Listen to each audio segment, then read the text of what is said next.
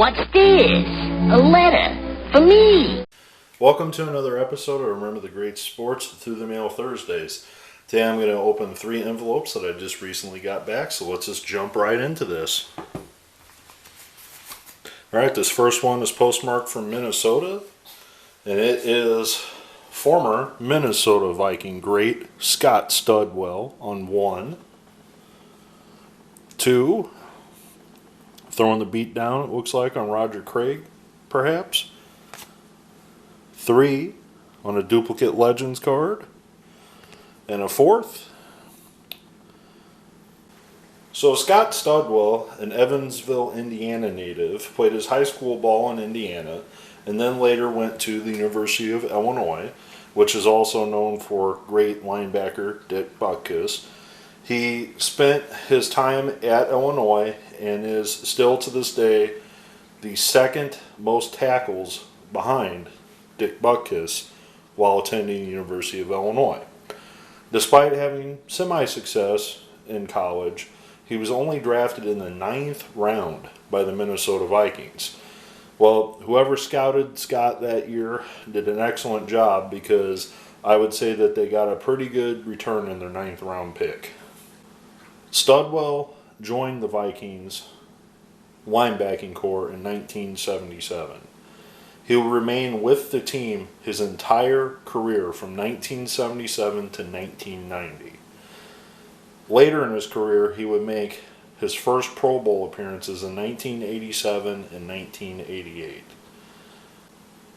To this day, since his retirement, he is the all-time leading tackler in Minnesota Vikings history with 1,981. He also owns the single-season tackles record at 230 in 1981 and 24 tackles in one game against the Detroit Lions in 1985. He was nominated as a member of the Vikings' 25th and 40th anniversary season teams and was named one of the 50 greatest Vikings in 2010. After his retirement, Studwell went to work for the Vikings and actually worked in various roles, including scouting and director of college scouting and various other positions while with the Vikings.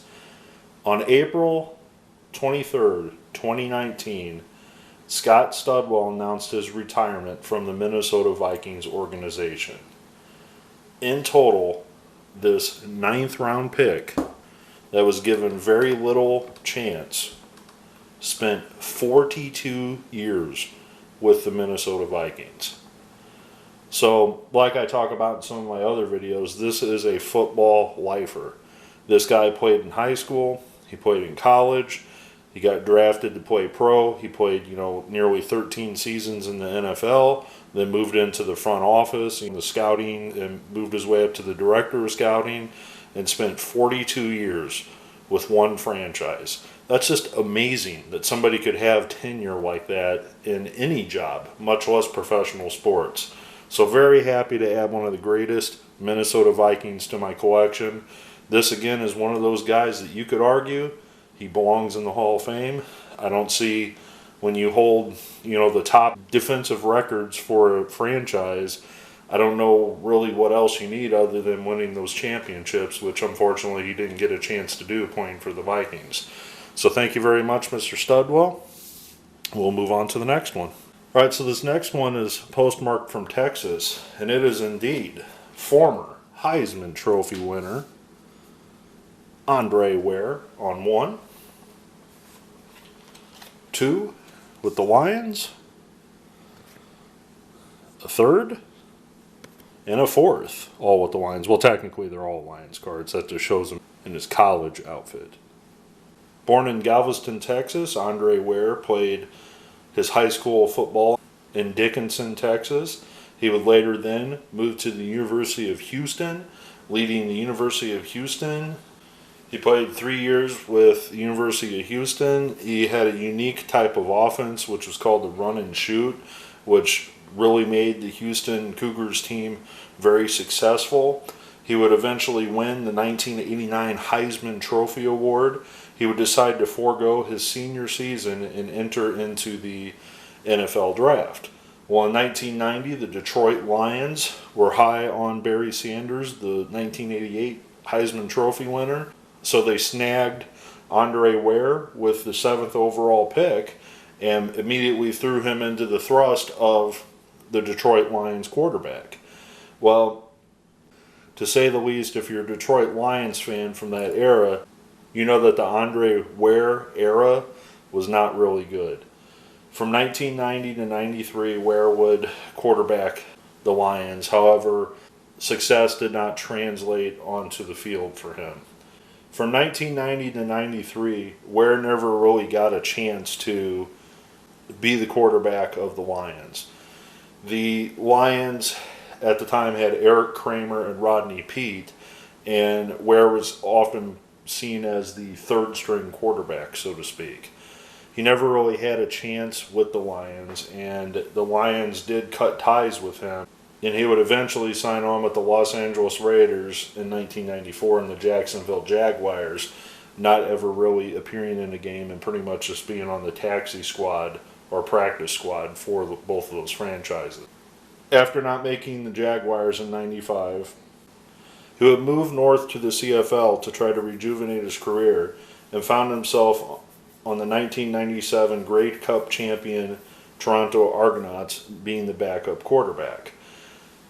After his 1997 season with the Argonauts, it doesn't really say what he did in 1998. However, he did go overseas to Berlin and play in NFL Europe in 1999. After 1999, however, he did not play professional football again, and according to his Wikipedia page, he started becoming a broadcaster since 2002 with the Houston Texans franchise, as well as ESPN for many regional type games, including the SEC network, etc., on ESPN's regional telecasts on college football games. So, very happy to add Andre Ware to my collection, the Heisman Trophy winner. I also want to mention he was inducted into the College Football Hall of Fame as well, so this is a Hall of Famer technically, just not an NFL Hall of Famer, but a College Football Hall of Famer. So thank you very much, Mr. Ware, to add those to my collection.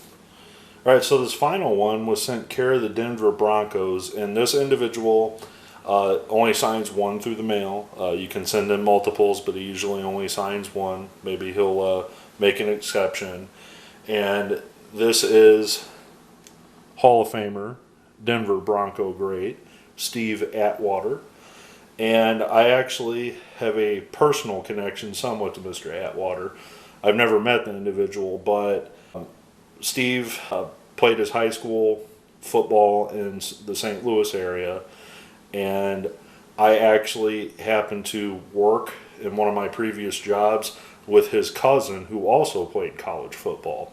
Obviously his cousin was not as successful as Mr. Atwater was, but this individual that I worked with was very proud that he was cousins with Mr. Atwater. As a matter of fact, I actually gave him some cards, and this has been many years ago, and they were more or less as a gift because I never got them back. The hopes was that he was going to, next time he saw Steve when he came into town, he was going to get a few of them signed and return them to me. Unfortunately, that never happened. I quit that job. Me and this individual never really kept touch, and over the past couple years, I tried to follow up with him, and this past 6 months or about a year ago, I figured out that the person that I worked with had passed away.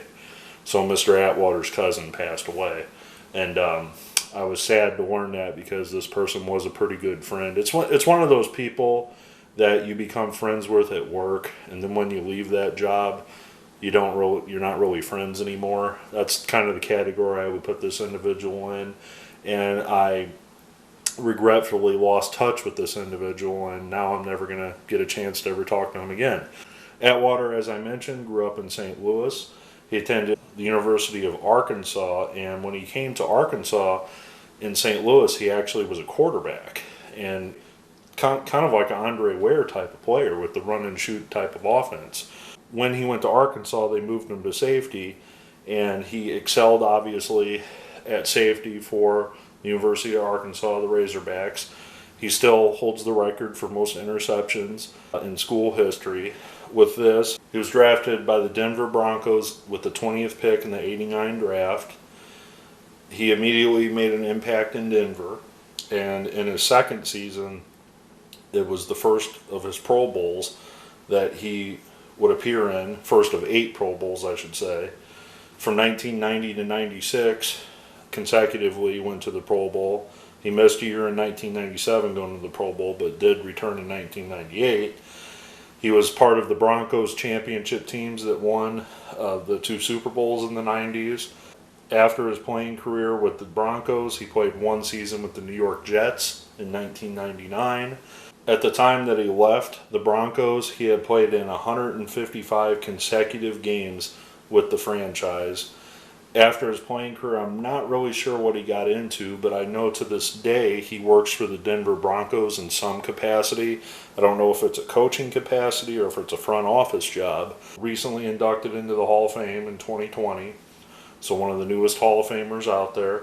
And this guy was one of the hardest hitters in football. I do remember that. And, you know, I again mentioned that this former coworker of mine, we had some excellent discussions about his cousin Steve playing football. Steve is also in the College Football Hall of Fame. He's in the Arkansas Sports Hall of Fame. He's in the NFL Hall of Fame, on down the list. He's obviously in the Denver Broncos Hall of Fame, the Ring of Honor, and I'm very happy to finally add his autograph to my collection. This has been a long time coming. When I wrote Mr. Atwater, I really didn't mention his cousin in the letter because, I didn't know if he would even read the letter, to say the least. I've been anxiously waiting to get a Steve Atwater autograph for many years, so I'm very happy that finally I got one. So I want to thank Mr. Ware for signing as well during this video. And I also want to obviously thank Mr. Scott Studwell for signing also.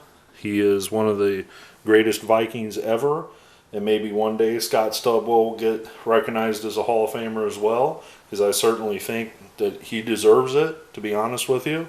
So thank you very much for watching another episode of Run to the Great Sports. I look forward to your comments below. Thanks.